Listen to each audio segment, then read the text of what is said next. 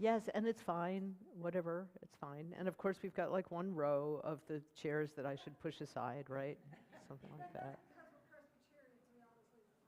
Why? Jews do it too. I mean, no. Like my students do that too. It's fear. They think I'm going to bite them or something, which is why I never have my students in rows anyway. They have to sit in kind of a U form. I mean, look, how ridiculous is it to put students in a class in such a way where they never actually see each other's faces and therefore don't really create a community? In fact, the truth is that if I could, I would change this whole format and we wouldn't be sitting like this here either. Because you want to see each other, not just me, right? We want to see you, and we welcome you. So thank you for being here, Rabbi Barbara. You're very welcome. Well, okay. So today we're gonna start with what seems obvious, particularly to the scholar who is in front of you, who has now published, well, almost published, one of those books still under work, 3 books on masculinity in the Hebrew Bible, and has 4 more to go before she retires. So I know how I got roped into all this. Anyway, so what I'm going to do is say, yes, the deity of the Hebrew Bible, like the deity of the New Testament, by the way, is overtly, expressly, and extremely present as a role model of ideal masculinity. And if you don't think that's going on in the New Testament, then I promise you that my 5th, 6th, and 7th book will be addressing that together with my co-authors, because some of those are edited collections. So the male God, who has specific male attributes in the ancient world, is the God we see almost exclusively. So I'm going to review to you and for you what that means, but then we're going to take an interesting trip. And the trip is going to ask us, what happens when this deity seems to be less about being a man in divine kind of setting and more about being a non-human animal, or at least allied to the non-human animal world in a way that kind of puts humankind to the side. Right? Like, I love a face like that, where somebody responds to the audience going, what did she say just now?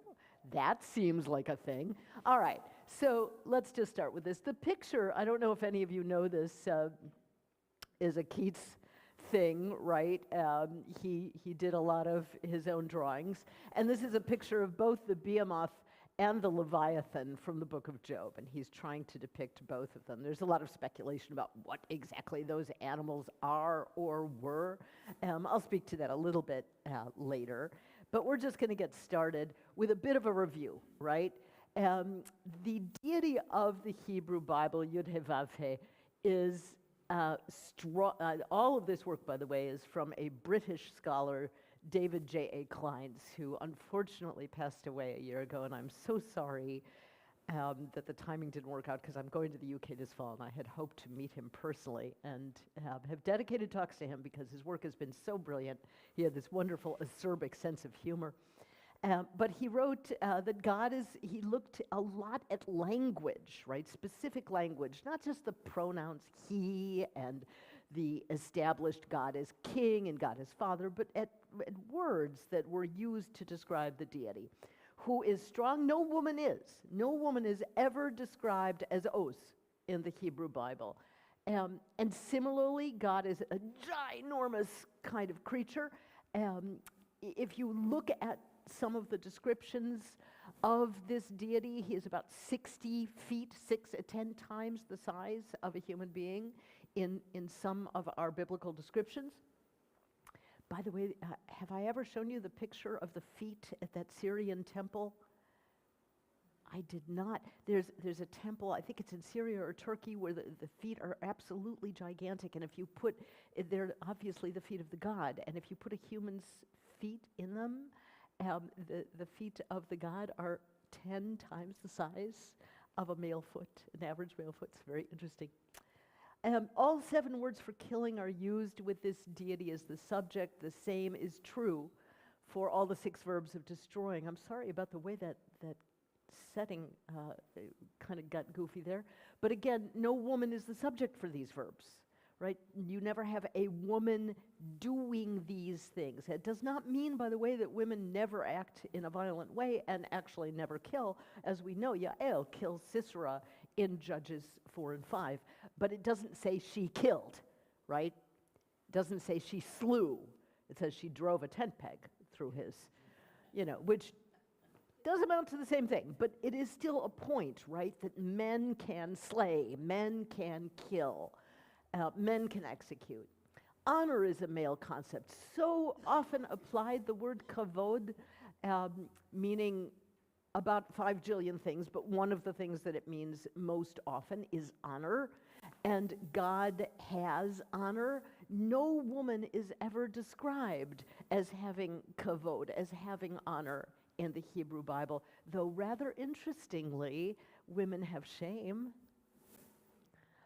My colleagues who study Christian literature say we've got a very similar setting of how things like that work in Christian texts. And of course, Yud-Heh-Vav-Heh is holy and his priests are holy. Women are not described as holy, as sanctified, or as consecrated in these texts. So you can see that all of these ideas, honor and holiness and strength and violence, are clearly associated with the male world. And these are all worlds that the deity sort of does like the best role modeling, I guess I want to say, that there can be. So we've got that? All right. God is a warrior. This is a storm god. Many ancient gods are described in these kinds of contexts. In Habakkuk, this god stands alongside as he goes into war with pestilence on one side and disease on the other. And pestilence and disease are deities, right? These are all ancient deities with named functions. Many ancient deities have names that actually attribute to them their violent power, right? They'll be called destroyer. And in fact, there's a whole funny section in the very last chapter of my 3rd book about a typo that engenders a whole shift in what we think Yud-Heh-Vav-Heh means that lasts even to the present day. And it's because of this typo that a strand of thinking was completely lost from the 19th century German scholarship about this Yud-Heh-Vav-Heh name meaning destroyer. Not is, was, will, be-ness, as I have told you in recent years, that you can also see this Yud-Heh-Vav-Heh as a mashup of various versions of the word to be. Both possibilities exist, by the way, right? So you can either see the deity as having a name that is about being, or you can see the deity as having a name that is about destroying. Take that one in your pocket, go home with it and go, oh no, now what? Right, so you can see that this deity is not without his capacity for violence. This text actually looks a lot like a text in Revelations where Jesus is up to his knees in blood. And if you don't know that text, you can email me and I'll get you the exact source. But deities wading in the blood of their enemies is not an unknown concept in the whole of the ancient Near East. And rather interestingly, a female deity by the name of Anat is from Babylonia, is also described in almost exactly the same way. She tramples down her enemies, and the skulls of her enemies she kind of like hangs on her waist. Yes, there were such things as warrior women, though, somewhat the exception, and Anat is totally it. There are times when I kind of envision her when I'm having a tough moment. So, this is what he says. He literally steps and walks and trods on his enemy, and he crushes them, and he's, his feet are reddened by the blood of his enemies. This is a world in which the strength of your deity and the power of your deity is actually important to your own safety, right? Because he has to trample your enemies with you. He has to be alongside. And this is very interesting about the color red, right? That appears constantly in military settings throughout the ancient Near East. We find various kinds of texts here in Bible about the warriors being red, the soldiers being red. There are deities who literally are described as making themselves red before they go into battle, and other ancient texts describe that, right? The Middle Hittite first soldier's oath, and the Canaanite myth Akwatu, and the Ugaritic epic of Kirta. When Kirta goes looking for a wife to steal, he colors himself red first. So red is a strong and powerful color in the ancient world that is associated with military conquest. And we have only to think of how, the British soldiers used to be dressed in red coats, right? And red is often seen as a color that is a kind of warning color, a color that actually, according to some neuropsychologists, does often account for a kind of, backstep when people see it psychologically. So we have a deity who's in charge of both war and conquest and fertility. I've mentioned the fertility piece, right? He controls the womb, opens or closes it. You can have Elkanah going into Hannah in 1 Samuel 1, but unless and until God remembers her and takes note of her and pays attention to her, she will not get pregnant. Remember, that's the woman year in, year out who suffers from barrenness inflicted on her by the deity, and only gets the son Samuel after she promises to give Samuel back to God, right? So how much control this deity has over fertility cannot be gainsaid. Why is this interesting? So I want to speak to you a little bit about God's relationship to his men, because this actually will lead us to the animal world, right? Because the primary relationship that is described in the Hebrew Bible is God's relationship to his men. The primary relationships in the New Testament are between Jesus and his men, primarily, right? Women have a different kind of subordinated position for the most part. And where they don't have a subordinated position, actually it looks a little bit like Hebrew Bible. It's sort of like the women who support Elijah and Elisha kind of characters. So as Howard Eilberg Schwartz in 1994 pointed out a long time ago, and you all know this, that Israel, Am Yisrael, as I'm sure I've told you already, the people of Israel. The word people is not a generic term for like everybody in this room. If I were to say, women may now depart, leave the room, leave the men here, they would be Am Yisrael. That term is only used to refer to the men of Israel.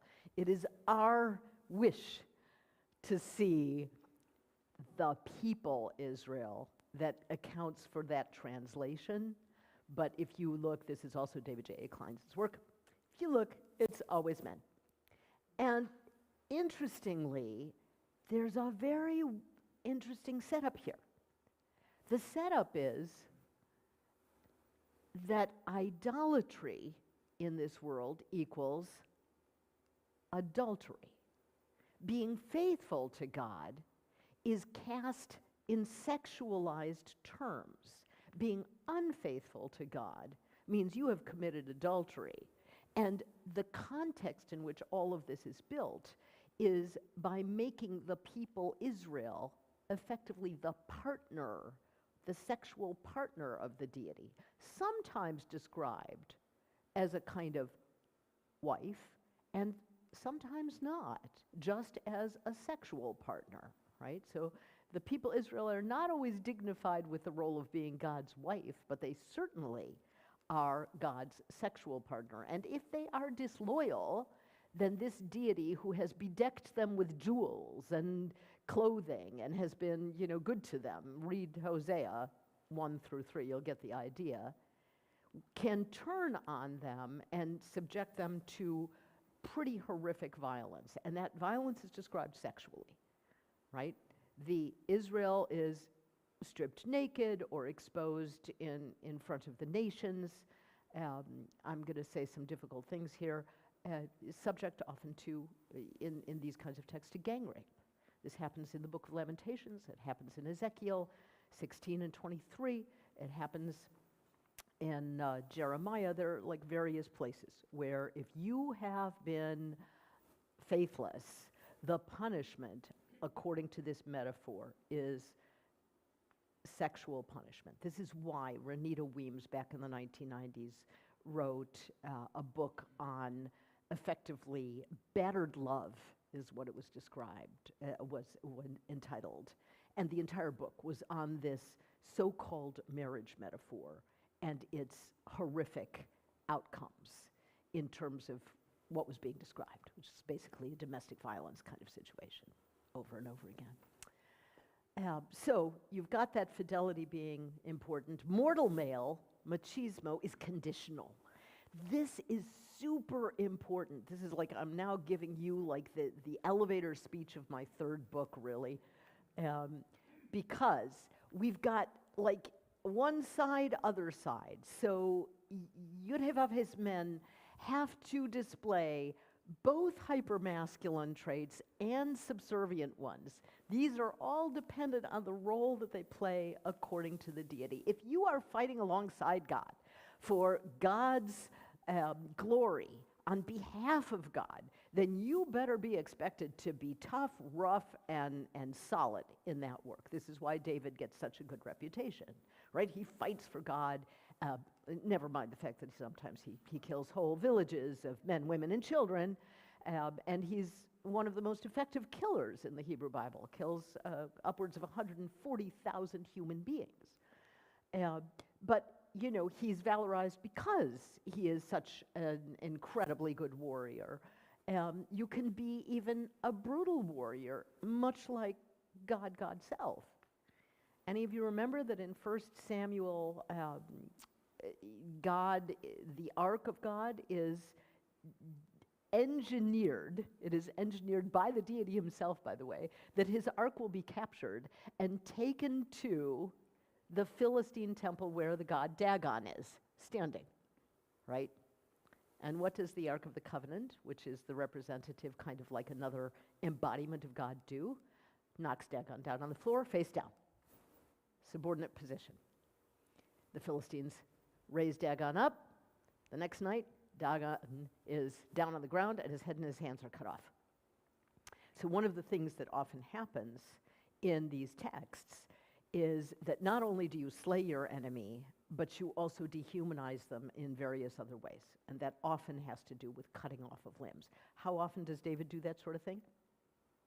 Often. Philistines do it too, by the way. Cut Saul's body completely apart and then mount it on a wall. This is some characteristics. And let me just point out that if you think that that's just an ancient thing, it is not.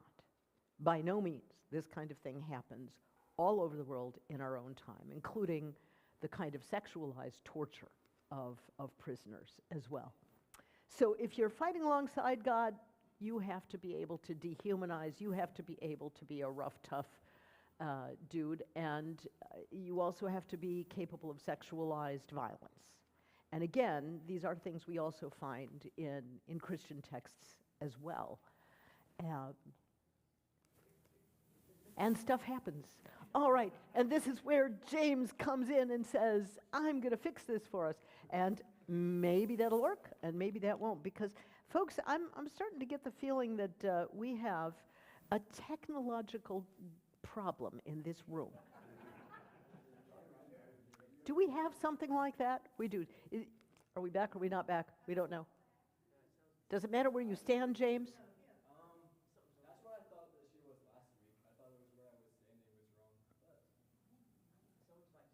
I love this point where we all start looking at the machine as if by looking at it we could fix it. Well, all right, I'm just going to continue talking because you all know I'm perfectly capable of doing that with or without a PowerPoint. You know, the other side, in relationship to God. Now, again, fighting alongside God, you got to be big and tough and mean and masculine and all those things. But rather interestingly, in a relationship to God, mortal males must constantly demonstrate their subordination, their loyalty, their fidelity, and their subordination. So what happens is that masculinity is kind of contingent for mortal men on what they're doing in relationship to the deity. They get just as much machismo as is good for God. Did you all follow this? Yes, I do. And God mostly is very unattractive. However, I will also say there are moments where the deities of both Jewish texts and Christian texts become less unattractive and sometimes even attractive. Let me give you an example of ways in which deities can turn out to be quite unnice in the New Testament, so you can see what I'm talking about. Or not in the New Testament. I'm going to give you the Proto-Gospel of James. Anybody know the Proto-Gospel of James? Oh, you should read this. It's a fascinating story about Mary and the birth of Jesus. And this is a Christian text that is what we call extra-canonical, right? But very important for Christian tradition. And in this text, Mary has just given birth in a cave to Jesus, and the midwife who is in the cave is absolutely amazed because she goes out to speak to Joseph, and there's another woman there, another possible midwife, and she says, this woman has given birth. There's no signs that she's ever been pregnant. The other woman says, I don't believe it. You can't give birth without being pregnant. She comes in and sticks her hand right up Mary's vagina in the text. Her hand bursts into flames and begins to shrivel. Now, first of all, I want you to think about this is sexual assault. This is a sexual assault to go up to any human being and right? And what happens? The angel Gabriel, representative of God, comes down and says, pick up Jesus and you will be healed. And in the meantime, Mary has been sexually assaulted. Not a pretty story, is it? Now, we will take a story like that as an evidence of God's wondrous work. We do that all the time because we sidestep what's going on in the text. The same thing, we do this also with Revelations, right? 2 children are killed at the beginning of Revelations. Are we paying attention? You know, so God is not very attractive in most of these texts because we are living in a world in which gods demonstrate their power often through violent means and often through a means that is predominantly associated with masculine display. Now, does this mean that we cannot find a tender, loving God in any of these texts? Heck no. That's what you're going to your services for, right? To find that God, to be able to locate where that God is. And I will say to you what I say to not only my congregants, but my students. These texts are there for us in order to do 2 things. They're there in order for us to discover the evidence of that deity who we can feel safe with. But they're also there in order that we can say, oh, there's this unhappy thing in these texts. These are written by human beings, mostly male, that are dangerous. And they actually teach us what we need to say is wrong. And that's a good thing. Right? I spent all of last Friday's, well, half of last Friday's service with my little community walking through the quote-unquote clobber texts of Leviticus on homosexuality. Because none of them are about homosexuality. They have nothing to do with homosexuality. Right? And they don't even prescribe sexual relations between same-sex couples. right? And we walked through every single word. But the reason to pay attention to them is to say, this is what they do not say. And this is what they might actually be saying if you know anything about Hebrew or the context of the time. And largely what they might be saying is, don't humiliate other human beings. Another time, another context. Okay, so I'm going to move on and just say the next piece was a review from last week where I told you, remember, for those of you who are here, that this deity is a deity who is twice described as acting like a woman or doing something that is woman-like, like making a cry, the same kind of cry that a woman makes at birth, he is described, right?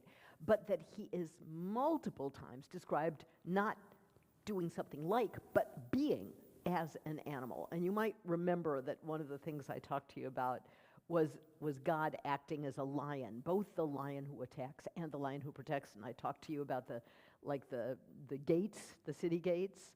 Those were on my PowerPoint, which you cannot see, phooey. But, you know, you're just going to imagine a big, wait, yes, James, are you gesturing towards me? You are not. You're just like, oh, okay. And perhaps it is God saying, you know, she's had enough time, right? Yeah, okay. So location matters, right? Location matters a lot. Naming is a big deal. Names are a huge thing.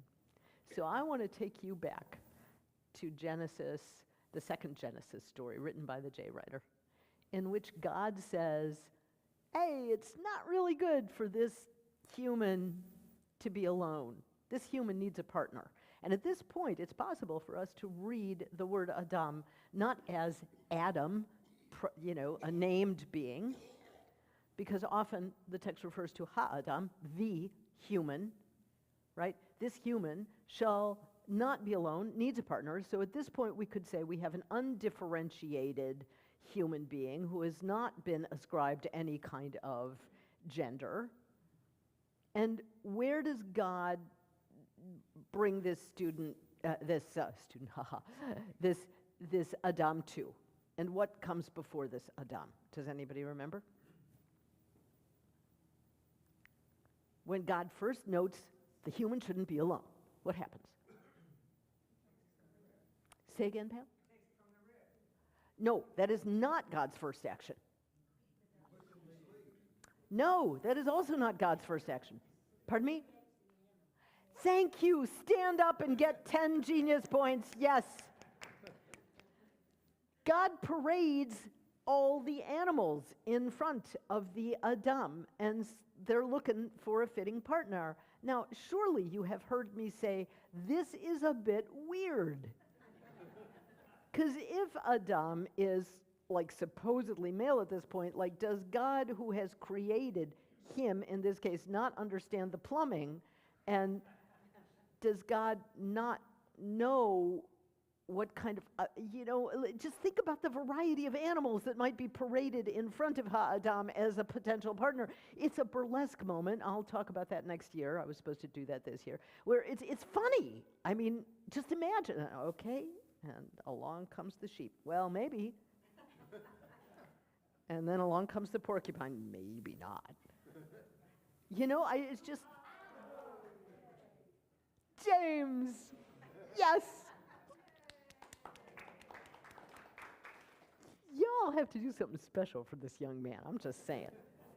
Yeah, okay, well, now you'll get to see those lions I should have shown you last week. Are you facing them or standing behind them? Right? Because where your position is makes a difference. So I'm backtracking a little bit. God can be scary in front of you, but also wonderful if you're behind God. All right, so yeah, it's man who's told to name animals.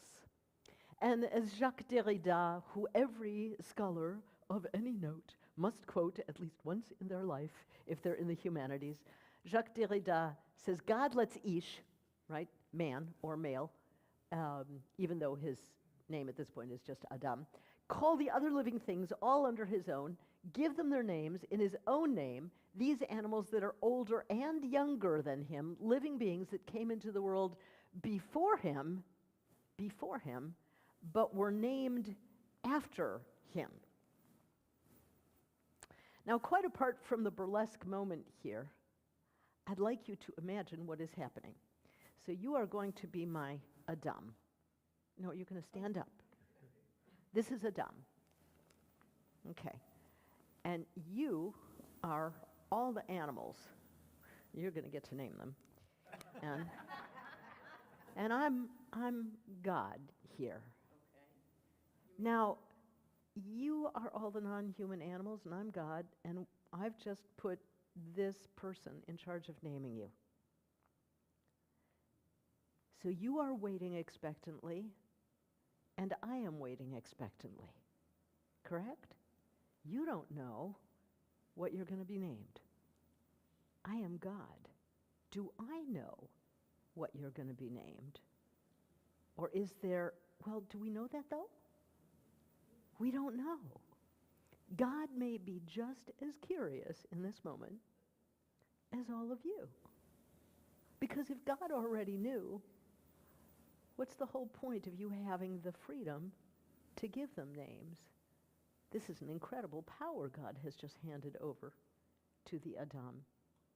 But it also means, yes, but it also means that in your expectation and curiosity, and my expectation and curiosity, we're kind of looking at each other, wondering, what's that Adam going to do?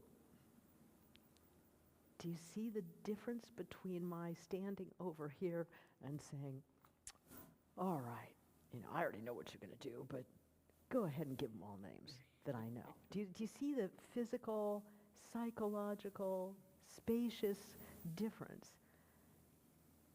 Here, God and the non-human animals that God has created are gazing at each other, kind of wondering what's going to happen here.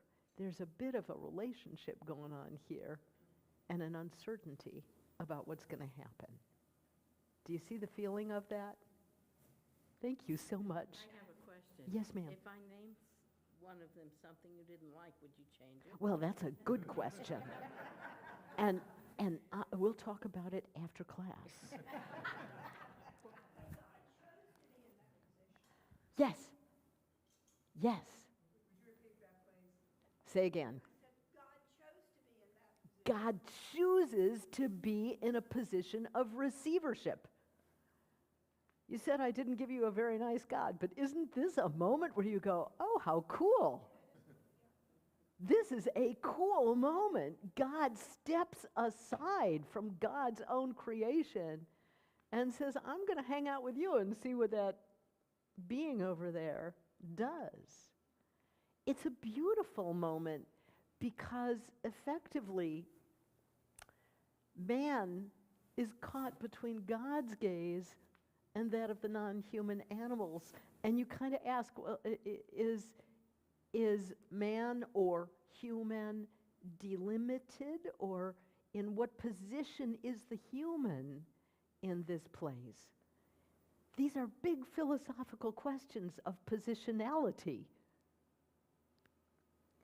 Is God almost putting the human being outside of a godly relationship with these non-human animals where we're waiting expectantly together?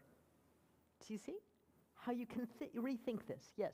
But isn't the naming part, Yes, let's use the microphone. isn't the naming part of the fact that God gave Adam dominion over the animals? So God gives the human beings dominion over the animals in Genesis 1, written by a different author, the P author. The dude who wrote this one was writing at least 2, if not 3 or 4 centuries before that text was written. So we do not know if he had in his head any idea of dominion, but we should not assume it, because the person who wrote "you get dominion over the animals" is writing easily 3 to 5 centuries later. 5 centuries later. I mean, 300 to 500 years later. So conflating the views of these two authors has its dangers. I'd like to just kind of pull that one out on its own and let it live between 922 BCE and 722 BCE when it was written, and think about what that writer is saying on his own. Yes, go ahead. Is the priestly writer aware of the other one? The later writer aware of the earlier one? Yes. I would say almost certainly is, and has a lot he wants to rewrite. Oh my God. Tries to rewrite everything written by the J and E writers, who are our earliest writers. This text that we're referring to now is a J writer, but the J and the E writers wrote at about the same time. Trash talked each other like just amazingly. And yes, the P writer basically wrote a competing version to J and E that lasts until mid-Exodus. Mine is redder than yours, right? Like it was that kind of thing. Anyway, okay. My book is better than yours. My version is better than yours. Is this not also an example of God giving man free will? So free will is really a later idea. If you had said to the J writer, you're giving man free will, he would have said, what are you talking about? God gives human beings the job of being loyal to God, and that's what matters to God. The idea of free will is a much later idea, largely imported from a Greek world. So that is a whole, that's a whole nother 3-part lesson, why there is no such thing or thinking of. Maybe we should do a whole set of lessons on all the things you've taught were in Bible that are not. But I don't need to talk to you about Satan and hell and Jesus, right? Or do I? Okay. After class, we'll talk about that too. So, Hugh Piper, who I am going to have the honor of being able to meet this fall, is a wonderful scholar, British scholar, and wrote the most amazing article on Boaz in the book of Ruth, potentially being a dude who likes men, not women. If any of you are interested in that article, let me know, because it's fun and it's interesting, and he's noting some interesting stuff about the text. Anyway, he also wrote that only man can make contracts according to Hobbes, and this defines man against God and against the priests, but with a really strange consequence that sometimes God and beasts are allied in opposition to man, right? That it's, if I am, pardon me, God, and you are non-human animals, we don't have contracts, we have relationships, right? But it's human beings who create contracts. And again, he's almost saying, you can put God over there with those non-human beasts and those human beings on the other side, and God is more like the non-human animals than God is like the human animal, is the argument here. Of course, the non-human animal stands for proxy for the human animal in situations of sacrifice, right? God initially wants the all the firstborn belong to that God, right? And a system is set up where you can purchase your firstborn and sacrifice non-human animals instead in Hebrew Bible. That routine, by the way, still exists in Orthodox communities, where your firstborn, if son, you go and you pay the rabbi and redeem him from God's service. I did not do that with my son. I said, just see what happens. No, I didn't. Teasing you. So now let's get into this deity's relationship with what appears to be surprising and even monstrous creation. Yam. Prince Yam is also an ancient deity, a god of seas. And in the book of Job, God might have to scold Yam or swaddle him to constrain him, because when you swaddle a child, right, that makes it hard for that child to move because you're binding that child up. Yam happens to be also El's child. He's a subordinate deity to the Canaanite deity El. So is he therefore Yud-Heh-Vav-Heh's child? Because Yud-Heh-Vav-Heh, remember I've told you how the ancient Israelites merge El and Yud-Heh-Vav-Heh to make them one God. That's why we've got Adonai Elohim, right? All right, sorry, Hebrew. The Lord God is how you'll see it. Lord being a ridiculously inappropriate translation for Yud-Heh-Vav-Heh, whose etymology I will explain to you some other time because it's too complex to do here. It's a whole session on its own. And Elohim, which is a plural version of the word El.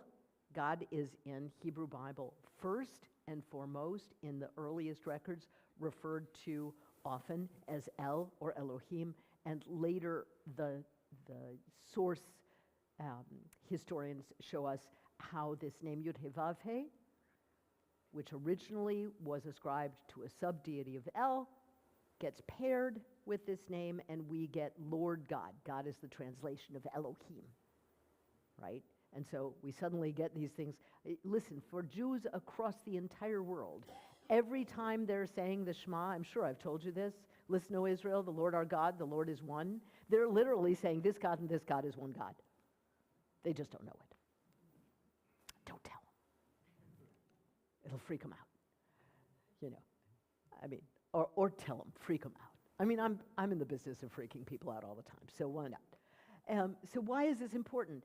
Because Yam is this kind of monstrous, non-human creature that God swaddles or scolds, and the Leviathan and biblical monsters, these monsters that are described, the Leviathan particularly, as a kind of form of primordial chaos, who on the one hand God crushes, and on the other hand God plays with in the waters. Right? Like two completely different visions of God's relationship with the Leviathan, but absolutely described as part of God's creation. Right? God created these creatures, and God can crush them or play with them. Are you feeling confused? Yeah. I mean, there's a reason for that confusion, because Are those the guys that I named?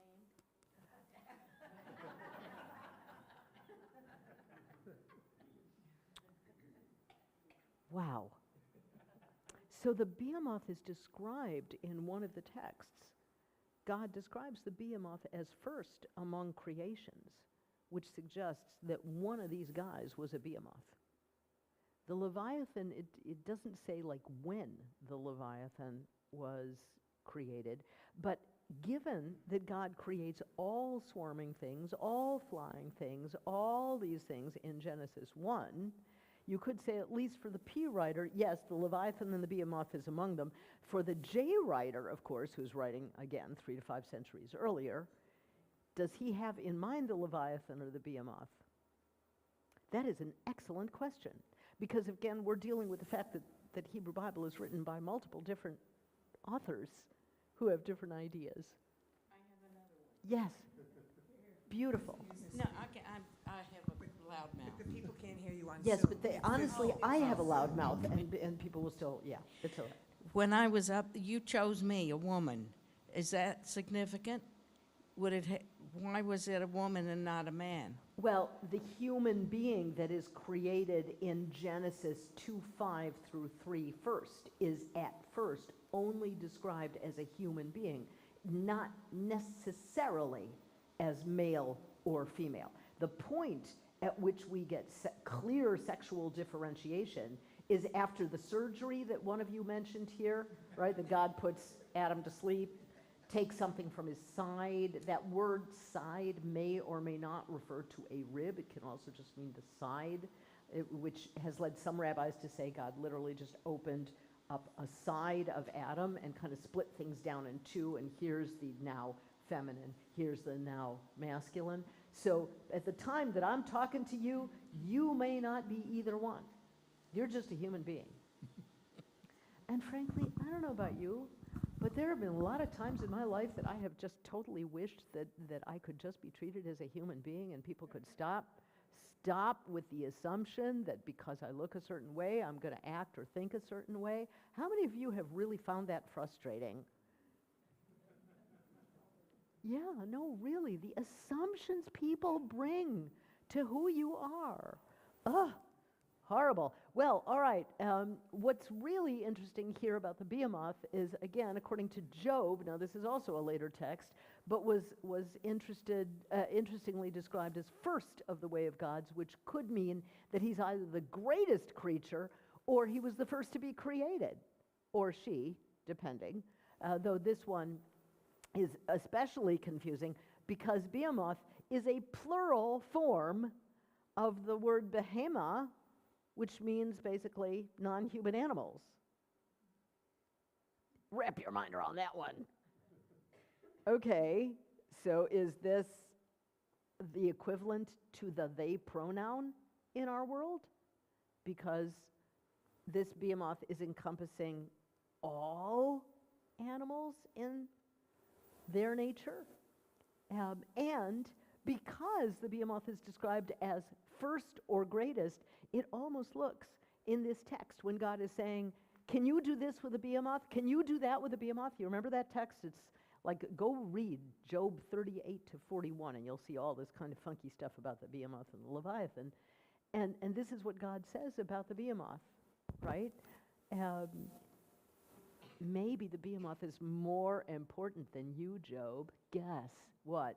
The behemoth was the first in my creation. Can you do this, that, or the other with the behemoth? You can't. You see how, again, the human being is sort of being set aside, and the relationship between God and the monster is the important relationship.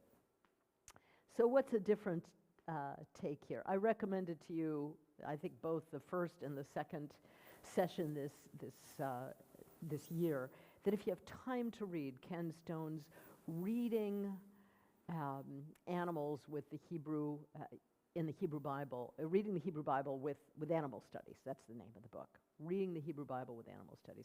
And trust me when I say, Ken Stone is so much more gentle about God than I am in many respects, even though he is a founding figure in masculinity studies. He's just a gentler presence. And this is one of the most tender and challenging and beautiful books about non-human animal life in the Hebrew Bible you could possibly find. I recommend it highly. What does it mean that God finds prey for lions? What does it mean that God supplies eagle, chicks, and ravens with meat? What does it mean that God creates creatures who stand outside human values and knowledge, such as the wild ass, the wild ox, and the ostrich? What does it mean that God cares for the behemoth and the Leviathan as much as Job? What does it mean that when pressed by Job and his friends to give an account of human suffering, God calls their attention to the existence in God's creation of predators and prey? Our religious traditions and our ways of reading the Bible run some risk not simply of ignoring the beauty and the ferocity of its wild animals and the wild animals who still live in our own time, but also of domesticating the Bible's wild and ferocious God.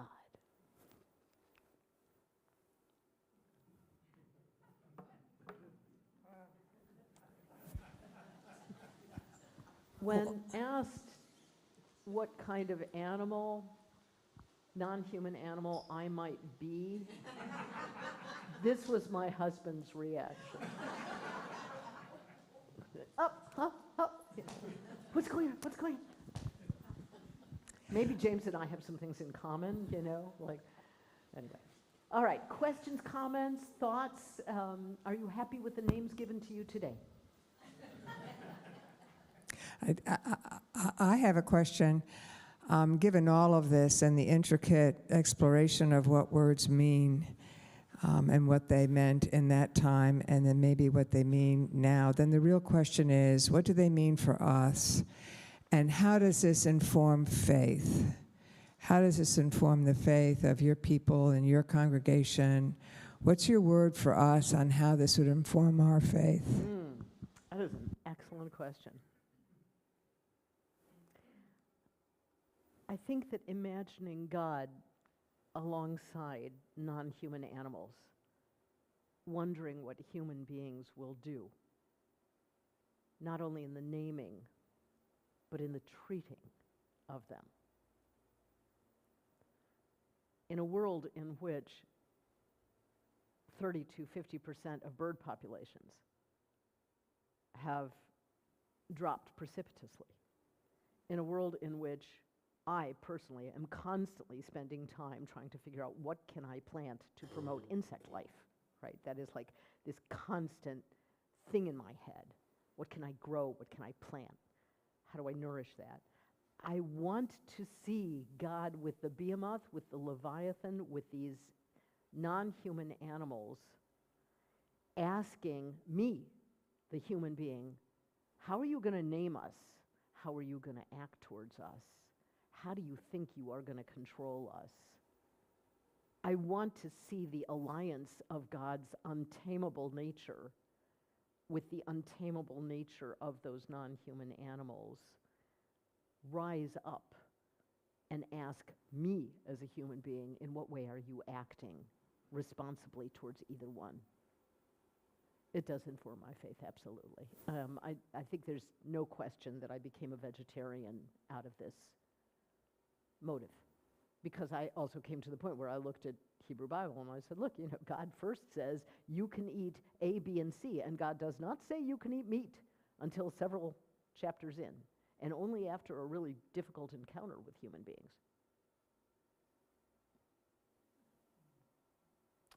I almost want to say, and how does this inform your faith?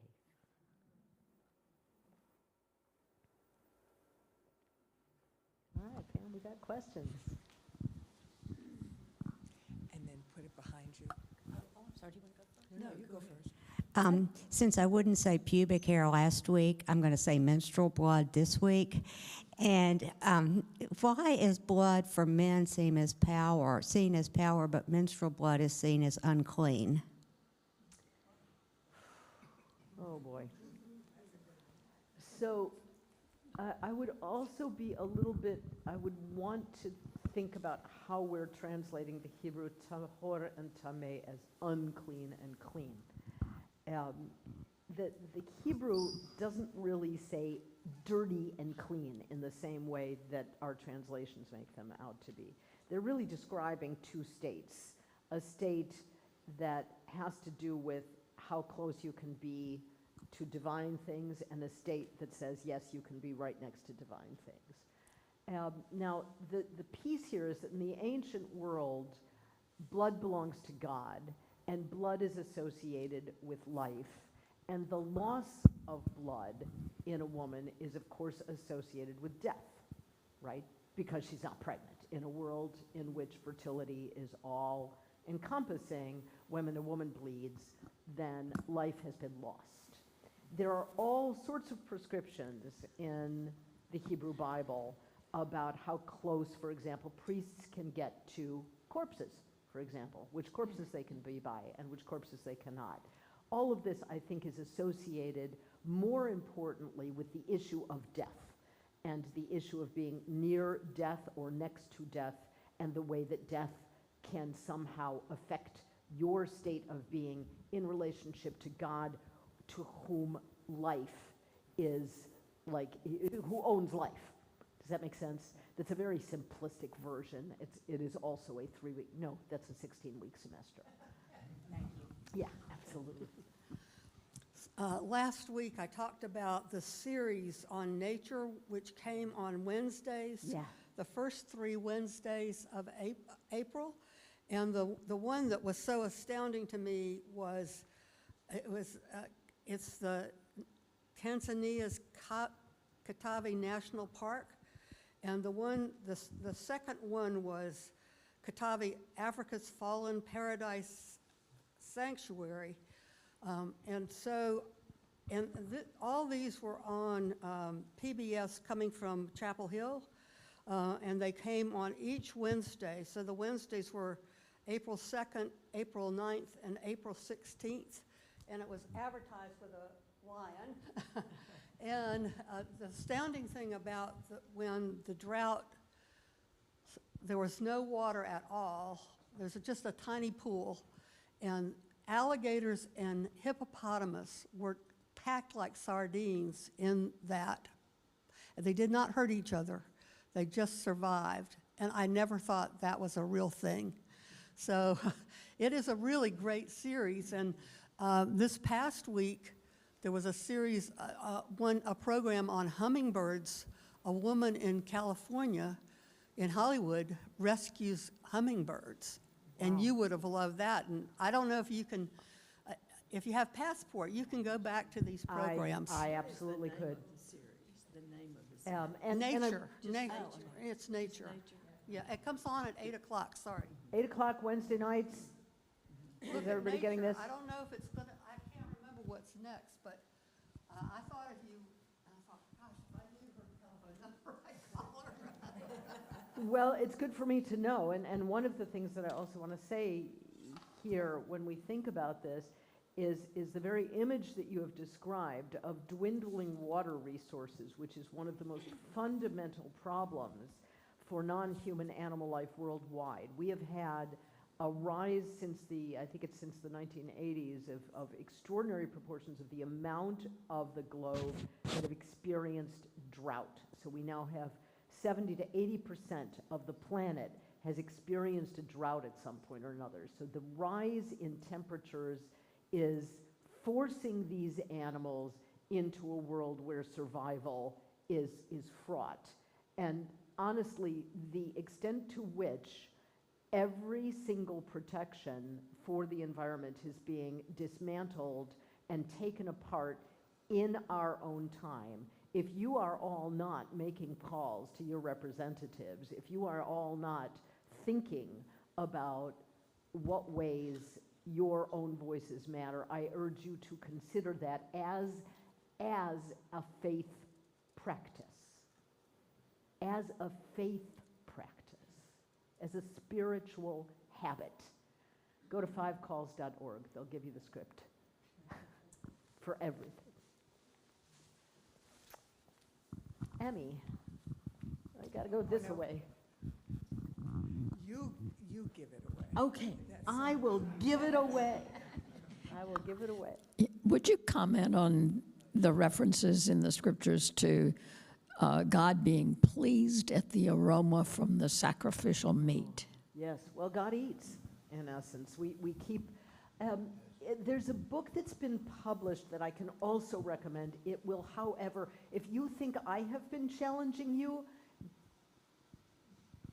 go read God, an Anatomy by Francesca Stavrakopoulou. That is a tour de force compilation of what scholars know about the God that was killed off by a combination of Greek and Roman philosophy and the rise of early Christianity. The deity of the ancient world is a carnal deity, has a body, has genitalia, visited and seen in Ezekiel, and eats and smells, all that sort of thing. Yes, indeed, gods ate, smelled, drank, right? This is a deity, look at Genesis 18. God comes and Abraham makes him food, and some of it is not, it is carnivorous, right? So we also have a deity who consumes animals in ways that are truly quite terrifying if you think of the number of animals sacrificed. Yeah, that's a carnal god. You can find any god you want, by the way, in the Hebrew Bible, just letting you know. Just don't ignore the other ones. Do you see this as a story of man's search for God and understanding for God in man's, woman's time? From the ancient perspective, you mean? Or Right up till now. So the ancient biblical writers wrote a story, many stories and many laws, about why their God was the biggest and baddest on the block and why the Israelites were chosen by that God and what their obligations were. That's their story, for the most part. But they also write stories of yearning for this God, of loving, Psalm 63 is one of the most passionate texts ever And you could describe that as one of the most passionate, loving, homoerotic texts of the whole of Hebrew Bible, presuming that the psalmist is male. The way that the male longs for God. Your translations are not doing the Hebrew justice, trust me. What do we see these texts as? And I want to include the New Testament here. What are we trying to read and see? We've been profoundly affected, of course, by Greek and Roman ideas, and also particularly by the Christian adoption of these ideas, which have created a world of binaries, bar none. You know, male is mind, woman is body, there's carnal, there's, you know, spiritual, all these binary things. But I think if you want to revisit all of these texts in their wild variety, right? Remember that all these gods, right? Like I said earlier, don't forget the other gods. I think your outcome can be much richer because spiritually you can ask yourself, of all of these visions of God, of all of these stories and narratives and laws, which of these are telling me what I must go into the world and frankly name as toxic and wrong, and which of these are telling me how I go out into the world with love and with kindness and with dedication and passion for the creation that I should be honoring. And with that, that's beautiful. That's a beautiful way of ending our 3 weeks with you. Thank you, Rabbi Barbara. Absolutely. And this is our last covenant session until the fall.